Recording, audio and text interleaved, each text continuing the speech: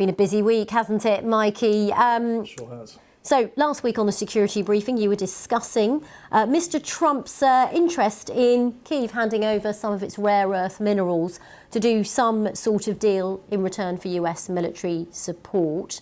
Let's start by looking at that. How much is that still on the table and how would that work?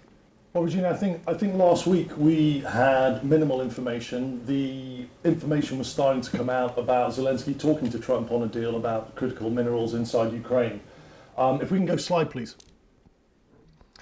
This was the graphic that we showed last week, and without going into too much detail, you're looking at metals, precious metals, rare earth minerals. I mean, the key bits are lithium, titanium, and uranium, and about 50% of those assets occur in the Eastern Territories. Now, estimates of the worth of this is around 12 trillion. There have been inflated figures of 26, but it's around 12. The actual number is classified, but what we do know is Russia has the data on it because the information was channeled to the Soviet Union, and so not Kiev, and so Russia do know just how much that region is worth. Now, this is important because inside those Eastern Territories, the only reason that Zelensky is open to this mineral deal with Trump is because 50% of that deal would be accessed in those territories that Zelensky wants to hold on to. So from Zelensky's perspective, it's a good strategy. That was last week. Now, this week, we've had some of our reporting confirmed. The Telegraph published a leaked document that was presented by Vice President of the US, J.D. Vance, at the Munich Security Conference, which went into a lot of deal of what that mineral deal inside Ukraine would entail. And I think it shocked Zelensky. It included 50% of mineral deposits. It included a lot of infrastructure, including ports, 50% of third-party licenses, effectively near control over most of Ukraine's commodity and resource economy. Now, this slide is really important because the carrot, if you like, for Zelensky that came out of the Munich Security Conference were comments that Senator Graham told the Europeans, and he told Europeans to root hard for the idea of the mineral deal because it locks Washington into defending a future settlement. Quote Senator Graham, "If we sign this minerals agreement, Putin is screwed because Trump will defend the deal," he said. Now that's the carrot. However, if we can go to the next slide, please, we'll see a map of the territories that are in dispute. So these are occupied partially or fully by Putin. These are the territories that Zelensky wants to hold on to. So the main headline here basically is that Zelensky's focus is on keeping the four territories in the east while figuring out how much of a balance or how much he is willing to give President Donald Trump on that deal. So this is quite an enticing deal if it was to come off because of the value of all these rare earth minerals, and you've got more details on that. Where are we with this, though? Because there's so much that's happened since you last talked about the early stages of it. Yeah, I think it's really good to have a recap. I mean, you know, today you've been reporting on today's events, but if we look back over the week, if we can go slide, please, we'll see a timeline. I think this is important for people to get a bit of context of how we've got to where we're at. So February the 7th was when Zelensky first proposed that mineral deal, if you like, with the idea of keeping those territories. February the 12th, the US Secretary of Treasury traveled to Ukraine, presented a memorandum of understanding, effectively a précis of what the deal might look like to Zelensky on February the 12th. February the 14th was the Munich Security Conference. That's where Vice President J.D. Vance actually presented a full detailed brief to Zelensky. But Zelensky has declined that because that document didn't come with any security guarantees. February the 17th, this is when you start seeing European leaders starting to sit up and go, maybe the US isn't the ally that it once was. And now they're starting to have conversations about what does security in Europe look like, given the comments that are coming out of the Trump administration. February the 18th, you then see the Secretary of State of the US, Marco Rubio, going to Riyadh to talk to the Russians, including Lavrov, who's the foreign secretary. But interestingly, there was a character there called Proskurikov, and his expertise is in the Arctic. Now, as we get later on in the security brief, that's going to get interesting. And then the last one is February the 19th, which is today. And that's when those European leaders that couldn't join the summit on February the 17th, they will now get the opportunity to sit around the table with Macron and basically discuss, where we are now. So much has changed even over 48 hours. So there's going to be a lot of concern with the European leaders on how they move forward in terms of any security assurances for Ukraine. Yeah, and we're just hearing that Mr. Zelensky is going to be meeting with the US envoy on Thursday. So that will be another thing to add to this timeline in a week's time, and plenty more, I'm sure. We talk a lot about the politics around this, Mikey, but from a security brief perspective, what do the different players in this want? What does Ukraine want? What does Russia want? What does the US want? Yeah, and I think this is really important for us to go over this because it gets lost in all of the conversation and all of the meetings. Let's go slide. Let's look at what President Zelensky wants out of this. This is the man that's been frozen out of the negotiations so far. But what he wants is effectively to keep those territories in the eastern side of Ukraine. He would like Crimea, which is the pre-2014 borders.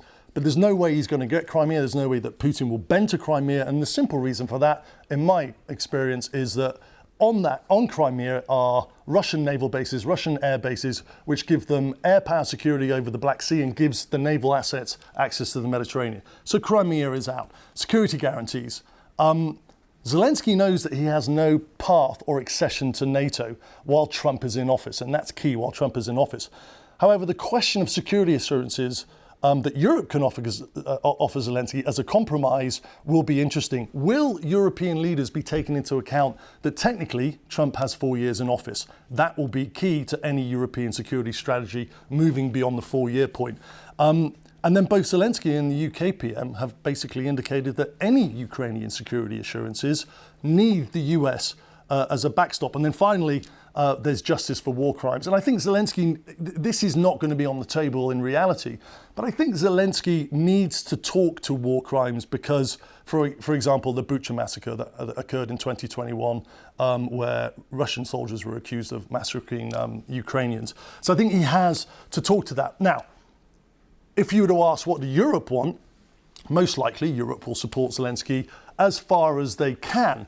The key component being what security assurances can Europe offer Ukraine, given the current predicament with the rhetoric that's coming out of the US administration.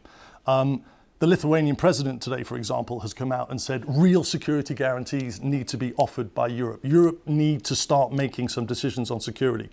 He said that NATO accession should not be taken off the table. Well, that I think is unrealistic because all of the rhetoric has said that there's no way that's going to happen. But he's also said, for example, Europe should now donate 10 billion in funding to Ukraine's defense industry, for example.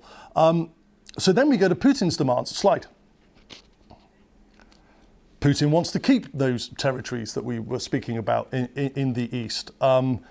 He doesn't want Ukraine to have accession to NATO. But now he's calling for elections in Ukraine. And the idea behind this, from the Putin mindset or the Russian mindset, is that democratic elections would occur. You may ask how. If there is instability inside the east, how would they be democratic and fair, for example?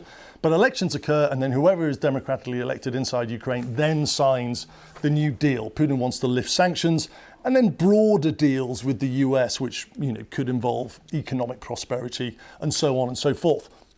If we go back to slide of the Eastern Territories, what's really important here is that obviously Zelensky wants to lay claim to these because they are Ukrainian sovereign territory. However, Russia wrote their own sovereign ownership of these 4 territories. So you've got Luhansk in the top, Donetsk, Zaporizhia and Kherson. He wrote into the constitution in 2022, it was voted in, that Russia now owned these. So Putin is going to be hard to bend on any deal that sees him ceding that. But, and Regina, this is really interesting, information is now coming in thick and fast. And today, the Moscow Times reported that Kirill Dmitriev, who is the head of the Russian investment fund, has basically started talking about an idea that US companies are allowed to come back inside Russia, ExxonMobil, for example, to drill, but also joint projects in the Arctic. Now, you remember that character that was with Marco Rubio in Riyadh and was with Lavrov in Riyadh? That now starts to make sense. So what you've now got is a mineral deal between Zelensky and Trump that's been put on the table with no security guarantees. And now you've got Russia, Putin, Lavrov basically saying, hey, we might be able to give you a better economic deal. And so what is going on here is that if Trump views Putin's deal better than Zelensky's, that effectively torpedoes any claim that Zelensky will have to the sovereign territories of Luhansk, Donetsk, Zaporizhzhia. So two financially lucrative deals potentially for the US, and we know that Donald Trump's a businessman.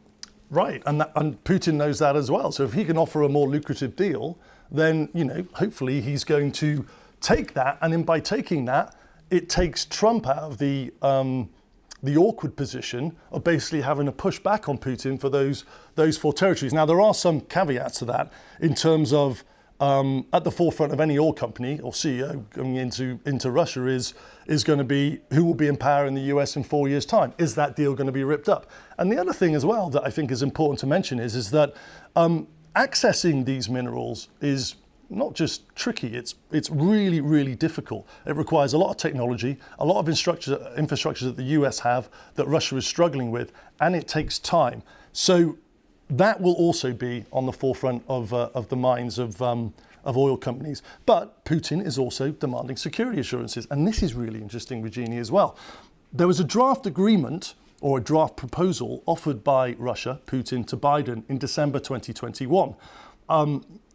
Biden rejected that. 2 months later, Russia invaded. But that agreement had two articles on it.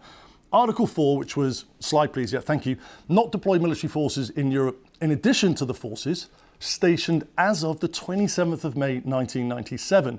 Now, we know that there's Baltic air policing going on, for example, which is NATO air power, NATO jets circulating through Lithuania and Estonia to provide air policing. Article 6, refrain from any further enlargement of NATO.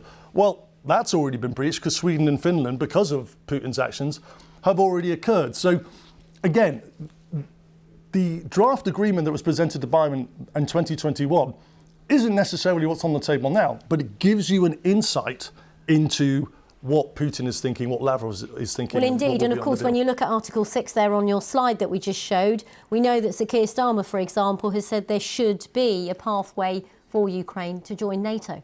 Absolutely. And what is in Putin's mindset, what's in Lavrov's mindset, is effectively no foreign forces inside Ukraine as part of the deal. So we can talk about what a peacekeeping force might look like, for example, or training and mentoring roles.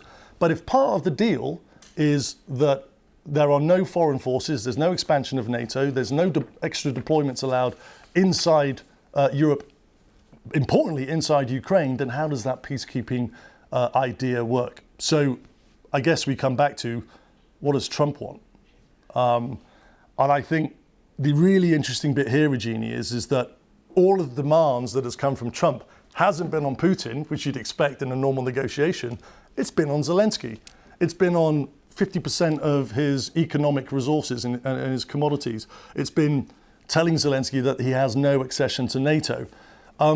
So I think, it's a really complicated, prickly subject. It is indeed. And of course, where do you think this concludes then? Because you've got all these different deals on the table. Do you think there can be a resolution? Well, I think, look, concluded. The headline is that if Trump decides to take Putin's deal economically, then that torpedoes any claim by Zelensky to the eastern territories inside Ukraine. So Zelensky will then focus on security assurances. Europe physically can't provide a peacekeeping force. It would be too much, and it would probably deter the ability to protect their own sovereign territory. Any training and mentoring role by Europe, again, that would have to rely on Putin agreeing to that. But this is the headline, also on the table. If Europe and Zelensky say no, then the war could continue, and Trump is now Putin's ally. And that is a worst case scenario. Mikey Kay, thank you as always for the Security Brief.